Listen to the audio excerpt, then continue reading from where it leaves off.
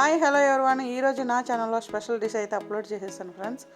ఈ కర్రీ అయితే చాలా ఫేమస్ కర్రీయే. ఈ చేపలు అనేవి అస్తమానం దొరకవు. ఈ మధ్య కాలంలో అయితే చిన్న చేపలు తింటే ఆరోగ్యానికి చాలా మంచిది అని చెప్తున్నారు డాక్టర్స్ ఏవైనా. అయితే ఈ చేపలు మాత్రం ఎప్పుడో ఒకసారి కనిపిస్తూ ఉంటాయి. వీటిని చేదు బరుగులు అంటారు. వర్షాలు పడేటప్పుడు అయితే చింతకాయలు అప్పుడప్పుడే వస్తూ ఉంటాయి కదా, ఆ చింతకాయలని పై తొక్క తీయకుండా మిక్సీ పట్టి ఈ చేపలు అవి కలిపి వండితే చాలా టేస్టీగా ఉంటుంది. ఇప్పుడు ప్రజెంట్ అయితే చింతకాయలు బాగా పెద్దవి అయిపోయినాయి, అలా చేయడం కుదరలేదు. కానీ ఈ చేపలు చింతకాయ మాత్రం చాలా టేస్టీగా ఉంటుంది. చేదు బరుగులు చింతకాయ అనేది ఫేమస్ కర్రీ మా కోనసీమలో అయితే. కర్రీ వండడం ఎలా ఉన్నా కానీ ఈ చేపలు క్లీన్ చేయడం మటుకు చాలా చాలా పెద్ద ప్రాసెస్ ఫ్రెండ్స్. ఎందుకంటే నేను ఊరికే ఉండలేక అలా మార్కెట్లోకి వెళ్ళేసరికి ఇవి చక్కగా మెరుస్తూ కనిపించినాయి. వీటిని చూసేటప్పటికి మరి ఇంకా మనసు అయితే ఆగదు కదా. నేను వెళ్ళి తీసుకున్నాను, ఎంత హ్యాపీగా అయితే తీసుకొచ్చానో అవి క్లీన్ చేసేటప్పటికి అంత బాధపడ్డాను నిజంగా. ఎందుకంటే ఈ చేపలు క్లీన్ చేయడం చాలా కష్టం. ఎందుకంటే చూడడానికి అవి చిన్నగా ఉంటాయి, చాలా టైం కూడా తీసుకుంటుంది. చాలా జాగ్రత్తగా అయితే వీటిని క్లీన్ చేయాలి. ఒకవేళ మార్కెట్లో చేయించినా కానీ వాళ్ళంత నీట్గా చేయరని చెప్పి నేను ఇంటికి తీసుకొచ్చేసి ఇంటికాడే క్లీన్ చేసి కర్రీ అయితే చేశాను. అవి చేయడానికే నాకు ఒక 1 అవర్ టైం పట్టింది. ఈ చేపలు తీసుకున్న కాడి నుంచి ట్విస్టుల మీద ట్విస్టులు ఎదురవుతూనే ఉన్నాయి. ఈ చేపలు ఇంటికి తీసుకొచ్చిన తర్వాత నాకు ఒక చాలా బిజీ షెడ్యూల్ ఒకటి తగిలింది. అదే రకంగా ఇవి క్లీన్ చేసి వెళ్ళాలా, లేకపోతే ముందు వెళ్ళా పని చూసుకురావాలా అనే ఆలోచనలో అయితే పడిపోయాను. ఇవి మళ్ళీ లేట్ అయితే కనుక పాడైపోతాయని చెప్పి చక్కగా తీసుకొచ్చి టైం అయితే ఏందో ఆ పని ఉంటే తర్వాత చూసుకుందాం అని చెప్పి 1 గంట దానికి టైం అయితే కేటాయించి శుభ్రంగా క్లీన్ చేసి కుకింగ్ చేద్దామనే లోపల ఇంకో ట్విస్ట్ ఎదురైంది. ఎందుకంటే ఇవి చాలా కష్టపడి చేశాను, తొందరగా కుకింగ్ చేద్దామన్న ఆతృతతో నేను వెళ్ళి స్టవ్ ఆన్ చేస్తే ఇంట్లోనే కదా నేను వీడియోస్ చేసేది. కరెంట్ అయితే పోయింది, మన ఇన్వర్టర్ కూడా డౌన్ అయిపోయి మళ్ళీ చీకట్లో వీడియో తీయడం చాలా కష్టపడ్డాను. వేరే దాంతో లైట్ పెట్టుకొని మళ్ళీ వేరే చేత్తో మళ్ళీ ఏమో మొబైల్ పట్టుకొని కర్రీ చేయడం అనేది చాలా చాలా కష్టపడ్డాను ఫ్రెండ్స్. నేనైతే చెప్తున్నా, ఏది ఏమైనా కానీ ఒక స్పెషల్ కర్రీ అనేది నా ఛానల్ అప్లోడ్ చేయాలని అయితే ఈరోజు ఫిక్స్ అయ్యానండి నిజంగా.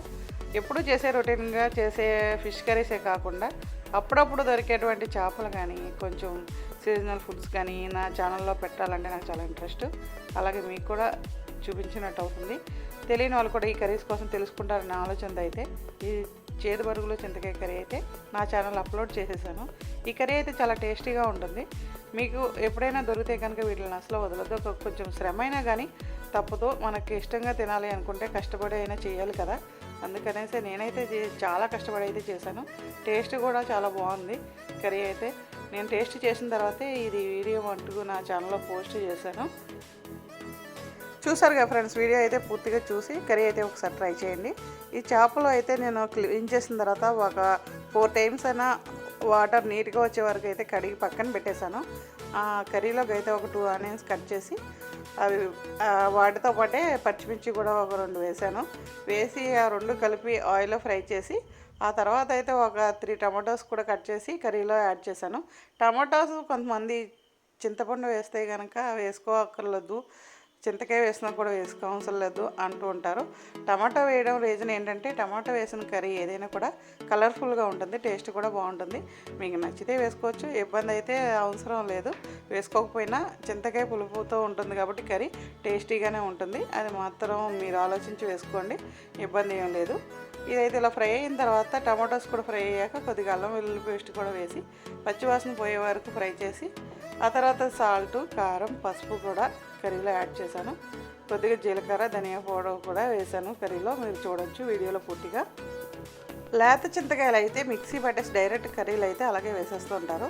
ఇప్పుడైతే చింతకాయలు పెద్దగా అయిపోయినాయి కాబట్టి నేనైతే ఉడకబెట్టి దాంట్లో చిన్న గుజ్జు తీసి మాత్రమే కర్రీలో యాడ్ చేస్తాను. ఇలా కూడా టేస్టీగానే ఉంటుంది. ఏంటంటే చేదు బరుగులు చింతకాయ అనే వాటికి ఆ కర్రీ అలా చేస్తేనే బాగుంటుంది. లేకపోతే చింతకాయలు చేదు బరుగులే టేస్టీగా ఉంటుంది అని చెప్పి ఒక నమ్మకం మా కోనసీమ వల్ల అంతా. కాకపోతే ఇలా చేసినా కూడా టేస్టీగానే ఉంది కర్రీ. ఈ కర్రీ చేయడం అయితే ప్రాసెస్ చాలా ఎక్కువగానే ఉంటుంది, కాకపోతే టేస్ట్ మట్టుకు అదిరిపోద్ది. అవి చేపలు చూడడానికి చిన్నగా ఉన్నా కూడా ఏ చేపకు ఆ చేప నీట్గా కనిపిస్తుంది. మీరు వీడియో పూర్తిగా చూస్తే తెలుస్తుంది. అది కర్రీ అయిపోయినా కూడా ఆ చేప అనేది ఇడిపోలేదు. ఏ చేపకు ఆ చేప నీట్గా కనిపిస్తుంది. కర్రీ కూడా చాలా టేస్టీగా ఉంటుంది. ఎందుకు ఇన్నిసార్లు చెప్తున్నానంటే మీకు అందుబాటులో ఉంటే ఒక్కసారి కనుక నేను చేసిన స్టైల్లో మీరు కూడా చేసి టేస్ట్ చేసి చూడండి. అప్పుడు కర్రీ ఏ రకంగా వచ్చిందో కామెంట్ రూపంలో తెలియపరచండి. ఎక్కువ శాతం నా వీడియోస్ చూసేవాళ్ళు ఎవ్వరూ కూడా లైక్ చేయట్లేదండి. నాకంటూ ఏమన్నా మీరు హెల్ప్ చేయాలి అనుకుంటే మీరు చేసేదల్లా చిన్న పని మాత్రమే, ఒక లైక్ చేసి అదే రకంగా నా ఛానల్ ఇప్పటివరకు కూడా సబ్స్క్రైబ్ చేసుకోకపోతే కనుక నా ఛానల్ సబ్స్క్రైబ్ చేసి నా ఛానల్ ఫాలో అవుతూ ఉన్నాను ఫ్రెండ్స్. అలాగే నా ఛానల్లో ఏమైనా మైనస్లు ఉన్నా కూడా తెలియపరిస్తే నేను దాన్ని ఇంప్రూవ్ చేసుకుంటాను. అలాని బ్యాడ్గా అయితే కామెంట్ చేయదు దయచేసి. నా ఛానల్లో ఇంకా మంచి మంచి కర్రీస్ అయితే ముందు ముందు మీ అందరి కోసం పోస్ట్ చేస్తూ ఉంటాను.